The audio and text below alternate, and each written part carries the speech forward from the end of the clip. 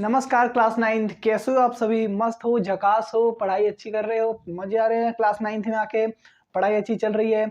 और फ्रेंड्स, आज हम लोग मिले हैं लेक्चर नंबर 3 पे, matter in our surrounding, chapter number 1 जो आपकी साइंस की बुक का है। ठीक है, बहुत ही मजे आने वाले हैं, बहुत ही मजे आने वाले हैं। और फ्रेंड्स, हम इससे पहले लेक्चर नंबर 1 और लेक्चर नंबर 2 डिस्कस कर चुके हैं, और अभी तक जिसने लेक्चर नंबर 1 लेक्चर नंबर 2 अभी तक नहीं देखा है वो जाके देख लो, क्योंकि जब तक वो दोनों लेक्चर आप बिल्कुल अच्छी तरह से समझोगे नहीं, तब तक ये जो थर्ड लेक्चर है समझ नहीं आएगा। और आज हम लोग लास्ट लेक्चर पे मिले हैं, बिल्कुल लास्ट लेक्चर पे, और आज हम लोग इस चैप्टर को बिल्कुल खलास कर देंगे, खत्म कर देंगे, मजा आ जाएगा। और पहले की तरह ट्रस्ट मी गाइज, बिल्कुल फन होने वाला है, बिल्कुल मजा आने वाला है। ये जो लेक्चर है इंपॉर्टेंट भी है और साथ साथ में इजी भी है। इजी नहीं होगा तो मैं हूं इजी करने के लिए। आराम से कॉपी पेन निकालिए, आराम से बैठ जाइए और पढ़िए। ठीक है, और आप लोग को मैं बता दूं कि जो चैप्टर नंबर 1 के क्वेश्चन आंसर, जो इंपॉर्टेंट क्वेश्चन आंसर हैं, वो हम अगले लेक्चर में डिस्कस करेंगे। इस लेक्चर में हम लोग सिर्फ इंपॉर्टेंट जो effect of change of pressure वगैरह है, इवापोरेशन है, और उससे रिलेटेड कुछ चीज़ें हैं, उसको हम डिस्कस करेंगे। क्वेश्चन आंसर हम, अगर आप मुझे कमेंट करके कहेंगे कि जल्दी से इसके क्वेश्चन आंसर्स के जो लेक्चर है वो लाइए, तो मैं बिल्कुल पूरी कोशिश करूंगा लाने की। आप लोग का बिल्कुल जो आपकी इच्छाएं हैं हम पूरी करेंगे, मज़ा आने का।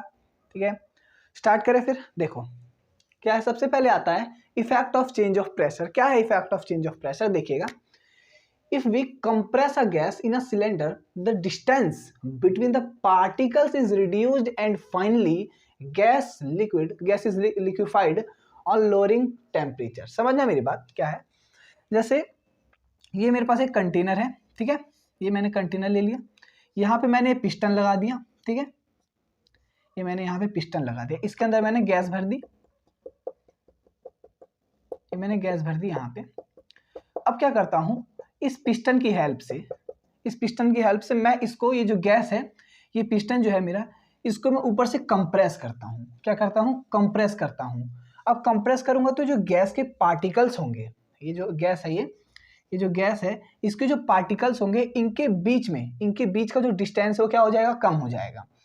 तो क्या होगा, जब कम हो जाएगा तो क्या होगा, कम होने के बाद जो ये जो गैस है, इसके पार्टिकल्स, जो फोर्स ऑफ अट्रैक्शन है वो ज़्यादा हो जाएगा, यानी क्लोज आ जाएंगे, आपस में बहुत ही पास आ जाएंगे। और फाइनली जब हम इस गैस का टेम्परेचर जो है कम करेंगे, तो ये जो गैस है ये किस में कन्वर्ट हो जाएगी? वो कन्वर्ट हो जाएगी लिक्विड में। नहीं समझ आया? देखो, जैसे एक कंटेनर ले लिया मैंने, पिस्टन लगा दी, इसके अंदर मैंने गैस भर दी। अब देखो, जब मैं किसी भी गैस को किसी भी सिलेंडर के अंदर रख के कंप्रेस करता हूँ, ठीक है, कंप्रेस करता हूँ, तो जो उसके पार्टिकल्स होते हैं उनके बीच का जो डिस्टेंस होता है, पार्टिकल्स के बीच का जो डिस्टेंस होता है वो हो जाता है कम, पार्टिकल्स के बीच का डिस्टेंस कम हो जाता है। और फाइनली जब हम लास्ट में टेम्परेचर कम कर देते हैं, तो वही जो गैस होती है वो कन्वर्ट हो जाती है किसके अंदर? वो कन्वर्ट हो जाती है लिक्विड के अंदर, यानी वो जो गैस है टेम्परेचर कम करने पर लिक्विफाइड हो जाती है। ठीक है, समझ गए मेरी बात? लिक्विफाइड हो जाती है। अब increasing the pressure of gas, जब हम गैस का प्रेशर बढ़ाते हैं तो वो कन्वर्ट हो जाता है लिक्विड में, और उसी जगह हम सॉलिड का जब हम टेम्परेचर डिक्रीज कर देते हैं, कम कर देते हैं, तो वो कन्वर्ट हो जाता है किसके अंदर? गैस के अंदर। ठीक है, समझ आई मेरी बात? क्या है, दोबारा समझते हैं। देखो, जब कोई मान लो कोई भी कंटेनर है, उसके अंदर मैं कोई गैस भरता हूँ, ऊपर से पिस्टन लेता हूँ, पिस्टन से जब मैं उस गैस को कंप्रेस करता हूँ, अब कंप्रेस करूंगा तो उसके जो पार्टिकल्स होंगे, गैस के जो पार्टिकल्स होंगे, वो पास में आ जाएंगे, बहुत ही क्लोजली पास में आ जाएंगे। और क्या होगा कि उनके बीच का डिस्टेंस भी कम हो जाएगा कि नहीं हो जाएगा? उनके बीच का डिस्टेंस भी कम हो जाएगा। और फाइनली जब हम टेम्परेचर कम कर देंगे, तो जो इसमें भरी हुई गैस, इस कंटेनर में भरी हुई जो गैस है, वो कन्वर्ट हो जाएगी लिक्विड में। ठीक है, ये है effect of change of pressure. समझ आ गई मेरी बात? यानी कि जब हम किसी भी गैस का प्रेशर बढ़ा देते हैं, ठीक है, क्या कर देते हैं? बढ़ा देते हैं, तो वो कन्वर्ट हो जाता है लिक्विड में। ठीक है, और कोई भी सॉलिड है, आइस वगैरह, ठीक है, समझ लो, उसका जब प्रेशर जो है वो डिक्रीज कर देते हैं तो वो कन्वर्ट हो जाता है गैस में। ठीक है, हाँ समझ आ रही है ना मेरी बात, क्या कह रहा हूँ मैं, ये होता है। समझ गए मेरी बात? इसका जल्दी से स्क्रीनशॉट ले लो और मुझे कमेंट बॉक्स में ये करके लिख के बताओ कि समझ आ रहा है कि नहीं। ठीक है, जल्दी से इसका स्क्रीनशॉट ले लो, फिर आगे बढ़ते हैं। देखो अब आगे देखो यहाँ पे कि देखो एक चीज बताता हूँ मैं आप लोग को कि स्टेट्स ऑफ मैटर जो होते हैं, मैटर के जो स्टेट्स होते हैं वो कितने होते हैं, सॉलिड, लिक्विड और गैस, उनको डिटरमाइंड किया जाता है प्रेशर और टेम्परेचर पर। ठीक है, प्रेशर और टेम्परेचर के द्वारा उन्हें डिटरमाइंड किया जाता है स्टेट्स ऑफ मैटर को। यानी कि मैं कहता हूँ कि जो मैटर्स, एक second, states of matter, states of matter, states of matter, states of matter are determined by pressure and temperature। ठीक है, जो मैटर के स्टेट्स होते हैं कौन कौन से, solid, liquid, gas, solid, liquid और गैस, इन्हें डिटरमाइन किया जाता है प्रेशर और टेम्परेचर के द्वारा। ठीक है, इन्हें प्रेशर और टेम्परेचर की उस पर ही तुलना की जाती है कि जितना टेम्परेचर बढ़ रहा है, कितना टेम्परेचर है तो उसको कितनी हीट दे रहे हैं, तो कितना टेम्परेचर बढ़ रहा है, कितना प्रेशर पर क्या हो रहा है, वही। ठीक है ना, तो प्रेशर और टेम्परेचर के द्वारा इसको डिटरमाइन करते हैं स्टेट्स ऑफ मैटर को। समझ आ गई? अब देखो एक चीज इंपॉर्टेंट है, ये आपके एग्जाम के लिए भी बहुत इंपॉर्टेंट है कि देखो जब सॉलिड को मैं क्या करता हूँ, जब मैं सॉलिड को अगर मैं लिक्विड में कन्वर्ट करना चाहता हूँ, ध्यान से सुनना बिल्कुल, सॉलिड को, कोई सॉलिड है उसको अगर मेरे को लिक्विड में कन्वर्ट करना है तो मेरे को करना पड़ेगा मेल्ट। क्या करना पड़ेगा? मेल्ट करना पड़ेगा, मेल्टिंग करनी पड़ेगी। यानी कि कुछ सॉलिड को कुछ ना कुछ हीट देकर, कुछ टेम्परेचर पर, मतलब कि कुछ ना कुछ हीट देकर उसको क्या करेंगे, लिक्विड में कन्वर्ट करेंगे, मेल्टिंग करेंगे। आइस, जैसे आइस को मैं कुछ ना कुछ हीट दूंगा, अब हीट दूंगा तो वो उसका टेम्परेचर क्या होगा, चेंज होगा, उसका टेम्परेचर चेंज होगा तो पिघलने के बाद वो किस में कन्वर्ट हो जाएगा, लिक्विड में कन्वर्ट हो जाएगा। यही होगा ना, तो यानी कि वो जो आइस है वो मेल्ट हो जाएगा लिक्विड की फॉर्म में। तो यही होता है कि अगर मेरे को सॉलिड को लिक्विड में कन्वर्ट करना है तो उसके लिए मेरे को करना पड़ेगा मेल्टिंग। ठीक है, आइस की जो मेल्टिंग पॉइंट होती है, मेल्टिंग पॉइंट जो होता है वो होता है 0 डिग्री सेल्सियस। ठीक है, ये बात आपको याद रखनी है।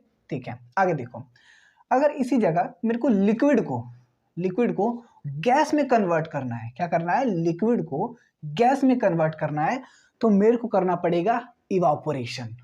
ठीक है, इवापोरेशन क्या होता है, देखो इवापोरेशन क्या होता है, ऐसी फिनोमिना जहां पर हम लिक्विड को कन्वर्ट करते हैं, किसमें, गैस में कन्वर्ट करते हैं, लेकिन इसमें एक क्या है कि लेकिन जो लिक्विड होता है, लिक्विड आप जानते हैं कि लिक्विड जो होता है, लिक्विड का बॉइलिंग पॉइंट जो होता है, लिक्विड का जो बॉइलिंग पॉइंट होता है, जो लिक्विड का जो बॉइलिंग पॉइंट होता है वो क्या होता है, 100 डिग्री सेल्सियस होता है।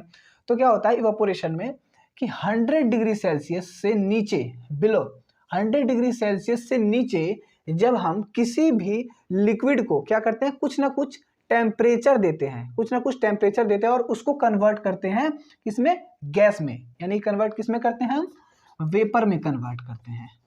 समझ आ गई, किसमें कन्वर्ट करते हैं, वेपर में कन्वर्ट करते हैं, तो वो कहलाता है इवापोरेशन। ठीक है, 100 डिग्री सेल्सियस से नीचे, बिलो, लिक्विड का जो बॉइलिंग पॉइंट होता है वो 100 डिग्री सेल्सियस होता है। तो इस लिक्विड के बॉइलिंग पॉइंट से नीचे, 100 डिग्री सेल्सियस से नीचे जब हम किसी भी लिक्विड को कुछ ना कुछ टेम्परेचर देके, कोई भी टेम्परेचर देके जब हम उसको कन्वर्ट करते हैं गैसेस की फॉर्म में, वेपर की फॉर्म में कन्वर्ट करते हैं, तो वो कहलाता है हमारा इवापोरेशन। ठीक है, ये a surface phenomena in which liquid converts into vapour at any temperature, किस पे, any temperature below it's boiling point, यानी कि बॉइलिंग पॉइंट से नीचे ही कॉल्ड इवापोरेशन। समझ आ गई मेरी बात, समझ आ गई। और जब मेरे को अब क्या समझ आया आपको कि लिक्विड को अगर मेरे को गैस में कन्वर्ट करना है तो इवापोरेशन करना पड़ेगा। ठीक है, अब गैस को अगर मेरे को सॉलिड में कन्वर्ट करना है, जब हमें गैस को सॉलिड में कन्वर्ट करना है तो हमें करना पड़ेगा सब्लिमेशन। हमें क्या करना पड़ेगा? सब्लिमेशन करना पड़ेगा। ठीक है, अब सब्लिमेशन क्या होता है मैं लेक्चर नंबर 2 में बता चुका हूँ। ठीक है, फ्रीजिंग क्या होती है ये भी मैं लेक्चर नंबर 2 में बता चुका हूँ, और मेल्टिंग पॉइंट क्या होती है ये भी मैं लेक्चर नंबर 2 में बता चुका हूँ, बॉइलिंग पॉइंट क्या होती है ये भी मैं लेक्चर नंबर 2 में बता चुका हूँ। तो इसलिए कह रहा हूँ कि जब तक आप लेक्चर नंबर 2 नहीं देखोगे तब तक लेक्चर नंबर 3 नहीं समझ आएगा।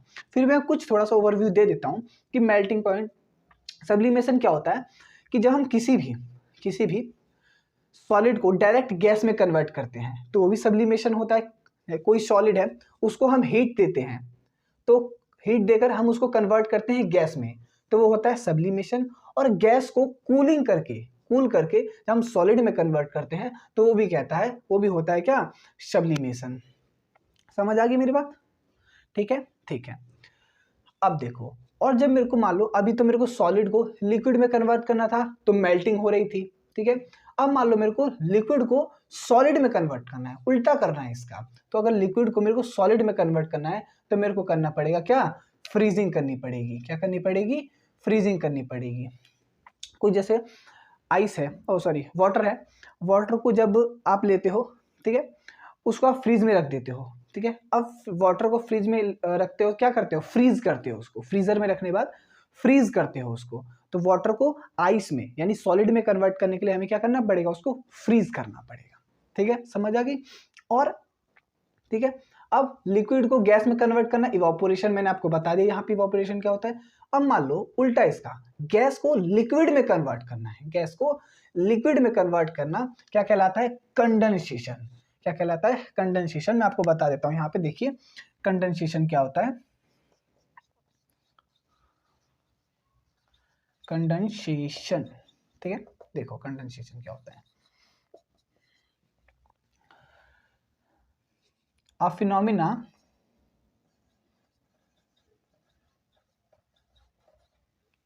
इसको मैं रब कर देता हूं यहां से।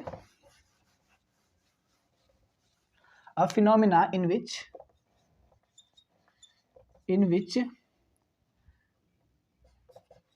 the gas converts into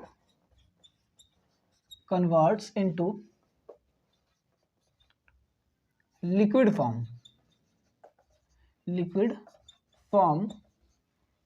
at any temperature। ठीक है, एट एनी टेम्परेचर, उसको क्या कहते हैं? कंडेंसेशन। यानी कि ऐसे फिनोमिना जहां पे हम गैस को कन्वर्ट करते हैं लिक्विड फॉर्म में। कहां पे कन्वर्ट करते हैं? लिक्विड फॉर्म में, वो किसी भी टेम्परेचर पर, वो कहलाता है हमारा कंडेंसेशन। समझ आई मेरी बात? दोबारा बताता हूं, इवापोरेशन क्या होता है? ऐसे फिनोमिना जहां पे लिक्विड के बॉइलिंग पॉइंट से नीचे लिक्विड को जब कोई टेम्परेचर दिया जाता है, टेम्परेचर देकर उसको गैस में कन्वर्ट किया जाता है तो वो कहलाता है इवापोरेशन। ठीक है, 100 डिग्री सेल्सियस पर नहीं, 100 डिग्री सेल्सियस पर नहीं, 100 डिग्री सेल्सियस से नीचे, बिलो 80 डिग्री सेल्सियस हो गया, 90 डिग्री सेल्सियस हो गया, इतने टेम्परेचर पर जब किसी भी लिक्विड को क्या किया जाता है? हीट दिया जाता है, टेम्परेचर दिया जाता है, तो वो कन्वर्ट किस में हो जाता है? गैस में। तो उसको कहते हैं हम इवापोरेशन। समझ आ गई मेरी बात? और ऐसे फिनोमिना जहां पे गैस को कन्वर्ट किया जाता है लिक्विड की फॉर्म में। ठीक है, किसमें? लिक्विड की फॉर्म में, वो कहलाता है हमारा कंडेंसेशन। समझ आ गई मेरी बात? जल्दी इसके स्क्रीनशॉट ले लो, फिर हम आगे बात करते हैं। ठीक है, जल्दी से। अब आगे देखिए, जो इवापोरेशन होता है उसका जो रेट होता है, rate of evaporation depends on, कुछ चीज़ों पे डिपेंड होता है। कुछ चीज़ें, जो कुछ फैक्टर्स होते हैं जिनके ऊपर वो डिपेंड होता है, जो इवापोरेशन होता है, कुछ उसके फैक्टर्स होते हैं, किस चीज़ों पे डिपेंड है वो। तो देखते हैं एक एक करके। जैसे बेसिकली तो 4 होते हैं। ठीक है, कौन कौन से? पहला, एक्सपेंड सरफेस एरिया। क्या होता है? देखिए, on increasing surface area of liquid rate of evaporation increases. देखिए, सुनिए मेरी बात ध्यान से सुनना। जो लिक्विड का सरफेस होता है उसके पास जो काइनेटिक, जो पार्टिकल्स होते हैं उनके पास बहुत हायर काइनेटिक एनर्जी होती है। समझ रहे बात? बहुत हायर काइनेटिक एनर्जी होती है। तो उससे क्या होता है? हायर काइनेटिक एनर्जी होने के कारण जो सरफेस के बीच में जो पार्टिकल्स होते हैं, पार्टिकल्स का जो फोर्स ऑफ अट्रैक्शन होता है वो उसको तोड़ देते हैं। क्या कर देते हैं? तोड़ देते हैं। अब तोड़ देते हैं तो क्या होता है कि जैसे जैसे उसका सरफेस एरिया बढ़ता है, वैसे वैसे गैस निकलने की क्षमता, गैस निकलने की जगह उतनी ज़्यादा बढ़ जाती है, सरफेस एरिया उतना ज़्यादा बढ़ जाता है। जैसे कोई बड़ा बर्तन है, जैसे एक छोटा बर्तन है, ठीक है, और एक मेरे पास बड़ा सा बर्तन है कोई, ठीक है। अब इसके अंदर मैंने लिक्विड भरा, इसको मैंने हीट दी, हीट देने के बाद यानी कोई टेम्परेचर दिया मैंने, अब इसका सरफेस एरिया तो अभी कम है, इसका सरफेस एरिया भी ज़्यादा है, इसके अंदर भी लिक्विड भरा हुआ है, ठीक है, इसके अंदर भी लिक्विड भरा है, इसके अंदर भी लिक्विड भरा है, इसका सरफेस एरिया कम है, इसका सरफेस एरिया ज़्यादा है। तो क्या होगा, जब मैं इसको हीट दूंगा, तो इसको हीट देने पे क्या होगा, इसमें से उसी टाइम पे धीरे धीरे हीट निकलेगी, ठीक है। मान लो मैंने हीट दिया इसको, मान लो कि हीट देने के बाद जब ये गैस में कन्वर्ट हुआ, क्या हुआ, जब ये लिक्विड गैस में कन्वर्ट हुआ, तो मान लो ये डेल्टा टी टाइम पे, यानी change in temperature delta T time पे, मान लो ये 2 ग्राम वाटर इसमें से क्या हुआ, चला गया, उड़ गया, ठीक है। अब इसमें से क्या हुआ, उसी डेल्टा टी टाइम पे मैंने इसको भी हीट दी, ठीक है, उसी चेंज इन टेम्परेचर, उसी डेल्टा टी पर इस बड़े बर्तन में से क्या हुआ, 3 ग्राम वाटर की गैस उड़ गई, समझे। यानी कहने का मतलब ये कि जितना छोटा सरफेस एरिया रहेगा, इवापोरेशन की जो रेट होगी, जो डेल्टा टी टाइम, उतने टाइम में क्या होगा, कम होगा। कहने का मतलब समझो कि जैसे ये छोटा है, इस मतलब जितना, समझना मेरी बात, ये छोटा बर्तन है, यानी कि जितना एरिया होगा ना इसका, जितना कम एरिया होगा उतना ही इवापोरेशन कम होगी, ठीक है। और जितना ज़्यादा सरफेस एरिया होगा, जितना ज़्यादा एरिया होगा वाटर का सरफेस एरिया, उतना ही ज़्यादा इवापोरेशन होगी। क्यों, क्योंकि अब इसमें जल्दी जल्दी हीट निकलेगी, और इसमें से अभी थोड़ी थोड़ी हीट निकली थी, अब तुमने बड़ा बर्तन लिया, उसके अंदर पानी भरा, तो उसमें जल्दी जल्दी हीट निकलेगी, और उतने ही टाइम पे, जितना टाइम इसको दिया उतने ही टाइम पे इसमें, तो इसमें से कम हीट निकली, इसमें से ज़्यादा हीट निकल गई, सरफेस एरिया ज़्यादा होने की वजह से। तो यही होता है कि जब हम सरफेस एरिया बढ़ाते हैं लिक्विड का, तो रेट ऑफ इवापोरेशन इंक्रीजेस, जो इवापोरेशन का रेट होता है वो भी क्या हो जाता है, बढ़ने लगता है, ठीक है। समझ आ गई मेरी बात। अब दूसरा फैक्टर क्या होता है, इंक्रीजेस इन टेम्परेचर, ठीक है। क्या होता है, increases kinetic energy of particles, hence rate of evaporation increases, ठीक है। क्या लिखा है, increases kinetic energy of particles. अब मैंने क्या कहा आपसे, मैंने पहले बताया था कि जो सरफेस पे जो पार्टिकल्स होते हैं उनकी काइनेटिक एनर्जी बहुत हायर होती है, बहुत ज़्यादा होती है। तो ज़्यादा होने की वजह से क्या होता है, जो पार्टिकल्स होते हैं, जो इवापोरेशन होता है पार्टिकल्स का, गैस का, उसकी रेट बढ़ जाती है, क्योंकि वो मान लो जितना ज़्यादा सरफेस एरिया है उसके पार्टिकल्स हैं, तो अगर वो पार्टिकल्स के पास हायर काइनेटिक एनर्जी है तो क्या करेंगे, वो उसको तोड़ देंगे तो बहुत ज़्यादा जल्दी गैस निकलेगी, और जितना कम सरफेस एरिया होगा उतना ही धीरे धीरे गैस निकलेगी, और दोनों को सेम टाइम पर, उतने ही टाइम पे, ठीक है। तो क्या बोला गया, इंक्रीजेस काइनेटिक एनर्जी। जब हम काइनेटिक एनर्जी जैसे बढ़ती है, यानी काइनेटिक एनर्जी जितना हायर होंगे, यानी जितना तेज होते जाएंगे, उतना ही जल्दी गैस निकलती जाएगी, इवापोरेट होगी लिक्विड से, ठीक है। ये बात कही गई है। अब तीसरा, wind, when wind speed increases, rate of evaporation also increases. देखो, अब जब हवा जैसे हवा की स्पीड बढ़ती है, कॉमन सेंस की बात है यार, जैसे हवा की स्पीड बढ़ती जाएगी वैसे वैसे गैस का यानी इवापोरेशन बढ़ता जाएगा, ठीक है। इसमें कुछ समझने वाली तो बात ही नहीं। अगला आता है ह्यूमिडिटी। क्या होता है humidity, when the humidity of air is low. Humidity को हिंदी में कहते हैं आर्द्रता। क्या कहते हैं, आर्द्रता, यानी कि इनविजिबल वाटर वेपर, यानी कि हिंदी में कहते हैं उसको अदृश्य जलवाष्प, ठीक है, वही होता है आर्द्रता। तो when the humidity of air is low, evaporation rate is increased, more humidity less evaporation. कहने का मतलब ये कि जैसे जैसे हम आर्द्रता, एयर है, जैसे एयर की आर्द्रता कम होगी, वैसे वैसे गैस क्या होगी, गैस की जो रेट होगी वैसे वैसे गैस जल्दी निकलेगी, गैस की रेट क्या हो जाएगी, इंक्रीज हो जाएगी। और जैसे जैसे ह्यूमिडिटी, आर्द्रता बढ़ती जाएगी, गैस की जो एयर की जो आर्द्रता बढ़ती जाएगी, तो गैस की इवापोरेशन क्या हो जाएगी, लेस हो जाएगी, कम हो जाएगी। समझ आई क्या? जैसे जैसे एयर की ह्यूमिडिटी, आर्द्रता यानी कि जलवाष्प जैसे जैसे क्या होता जाएगा, बढ़ता जाएगा, बढ़ेगा, तो बढ़ेगा तो उसके कारण जो वाटर के वेपर की जो इवापोरेशन है, गैस निकलने की क्षमता है, वो क्या हो जाएगी, लेस हो जाएगी, कम हो जाएगी। और जैसे जैसे ह्यूमिडिटी कम हो जाएगी, जलवाष्प की जो आर्द्रता है वो कम हो जाएगी, वैसे वैसे इवापोरेशन की रेट बढ़ जाएगी। उतने ही टाइम में अब तेजी से गैस निकलेगी, ज़्यादा गैस निकलेगी। ठीक है, समझ आ गई मेरी बात? ये सारी चीज़ें समझ आई? ठीक है, जल्दी से इसका स्क्रीनशॉट ले लो, आगे देखते हैं क्या है। तो फ्रेंड्स बस आज के लिए इतना ही। अब मिलते हैं नेक्स्ट वीडियो में, और नेक्स्ट वीडियो में हम डिस्कस करेंगे इंपॉर्टेंट क्वेश्चन आंसर, सारे इंपॉर्टेंट क्वेश्चन आंसर्स को डिस्कस करेंगे। ठीक है, मजा आएगा नेक्स्ट लेक्चर में, यानी कि हम लास्ट जो अगला लेक्चर होगा उसमें सब कुछ कंप्लीट डिटेल्ड बिल्कुल कंप्लीट हो जाएगा। आपके क्वेश्चन आंसर हर एक कॉन्सेप्ट भी क्लियर हो जाएगा। कॉन्सेप्ट तो यही से क्लियर हो गया होगा, मुझे पता है। और एक चीज और मैं आपको इंपॉर्टेंट चीज बताता हूँ, देखिए क्या, जाते जाते मैं एक चीज बताता हूँ, आपके काम आएगी क्वेश्चंस को करने में, कि जो अल्कोहल जो होता है, अल्कोहल का जो बॉइलिंग पॉइंट होता है, बॉइलिंग पॉइंट जो होता है अल्कोहल का, वो होता है 78 डिग्री सेल्सियस। ठीक है, आपको ये चीज याद रखनी है कि जो अल्कोहल का बॉइलिंग पॉइंट होता है वो 78 डिग्री सेल्सियस होता है। ठीक है, समझ गए? अभी गिर जाता यार। चलो अब मिलते हैं नेक्स्ट वीडियो में, जब तक के लिए बाय बाय, टाटा।